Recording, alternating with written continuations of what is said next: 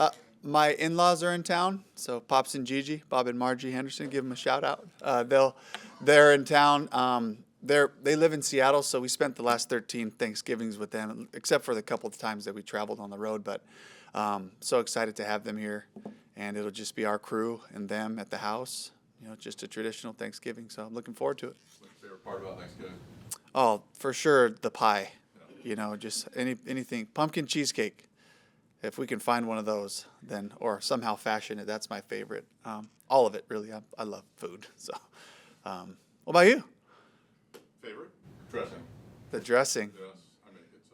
So. Nice.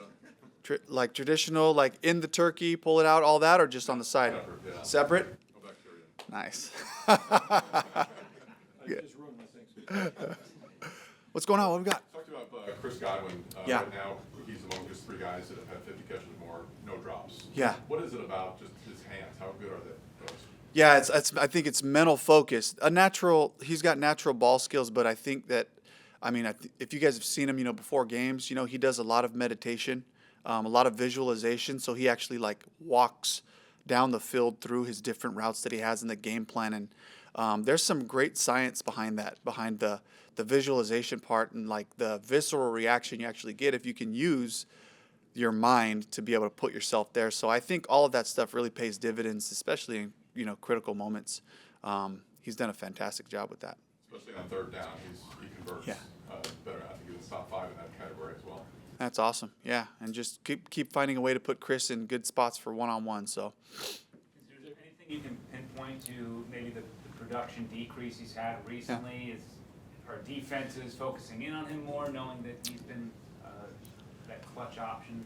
I think they're always aware of where Mike and Chris are at, but I think in general, even with Mike, Chris has a few more catches than Mike. Mike's supposedly the feature of what we do, and Mike finds the end zone and we try to find him in ways, but I think it's just in general our pass game just kind of it gets spread around a little bit, and we don't really have, that 15 targets and 12 catches day for anybody. And so maybe that's me. Maybe that's game planning and attacking coverage is better. But I do have to give NFL defenses credit for knowing where those guys are at and really trying to increase that part.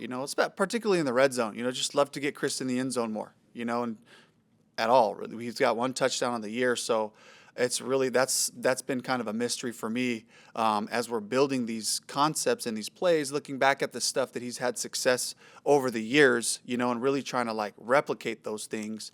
And we just haven't had the outcomes come that way, but we're finding the end zone, or at least getting attempts on the end zone in other ways. So. Dave, along those lines, you only had the ball 3 times in a kneel down in the first half Yeah. last week, so that's a lot of it, right? And you're part of Yeah. that too, because you went 3 and out and you want faster Yes. starts. Having said that, when you come out of it, when Mike has 2 targets and 1 catch, and Chris has none. Yeah. Is that on you as much as it is anybody else? Yeah, probably. Just in terms of the builds, and some of that is how are they going to play us today, and kind of filling that out as we go. But again, it does come with having more turns.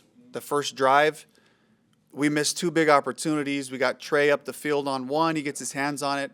Ward makes a fantastic rake out play. Big, strong corner. They're going to make plays too. We understand that.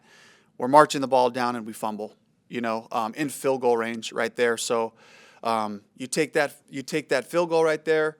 We found the end zone on another one just as we were working, down the field there. You're looking at a 10-10, maybe a 13-10 game with us getting the ball back after the half. So, but yeah, we were sitting on the bench a lot, and a lot of that is me, and I would love to have an opening drive, go down and score a touchdown, and I just, I feel like just continue to hone in on what Baker throws with confidence, what our guys know, second nature in the pass game, as well as some of the runs, that we can get more yards on. So You did make the comeback, and Cade, I know, would have liked to have caught the ball in the Yeah. end zone, and then you get a pass pickup on 4th down, but Yeah. still the red zone still has to be something that you guys continue to get better at, right? yes, we have to. And I thought we had great opportunities every time we got down there, and I thought that the execution was not there. I was not excited about that. I would love for our guys to just own those drives and then finish, and we're finding a way. If we get inside the 5, we got a bunch of cool stuff we can do with our runs, our RPOs, and all that.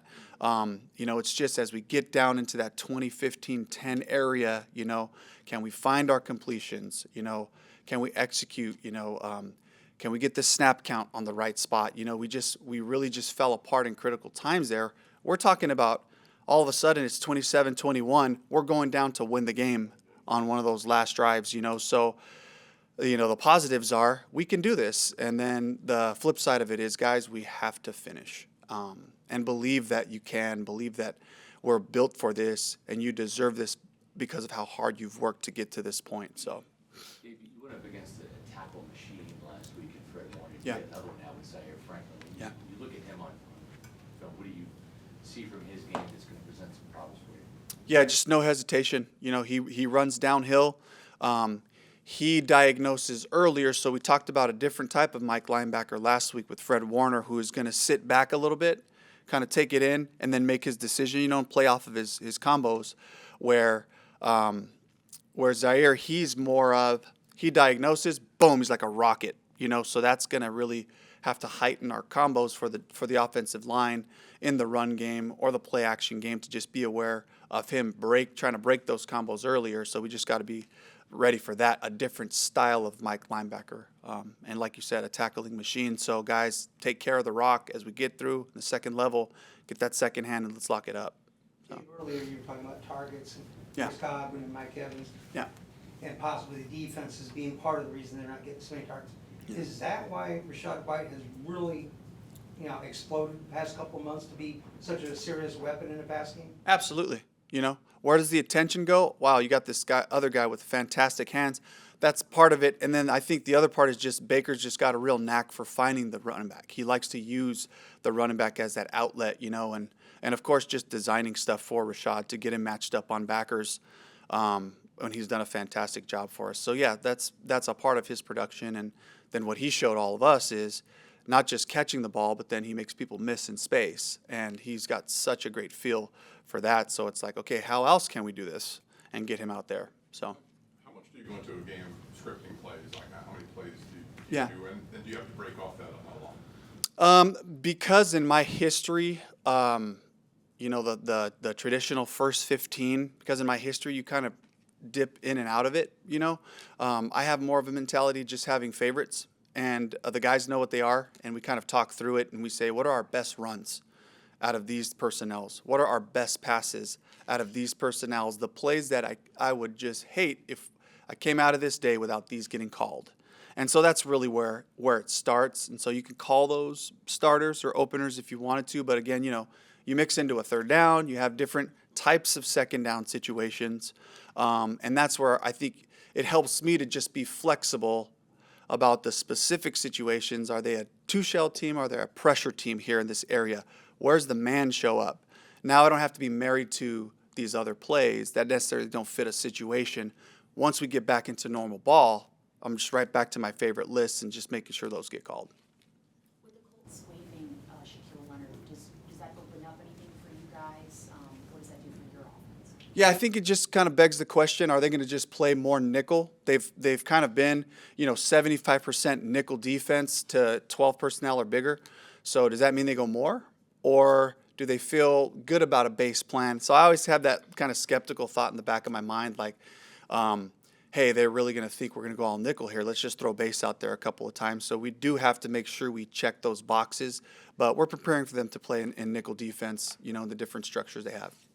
Dave, how do you like the development of the running game? I know it's been heavily critiqued throughout the season, Yeah. but it seems like your change-ups have been featured maybe a bit more these past couple of weeks.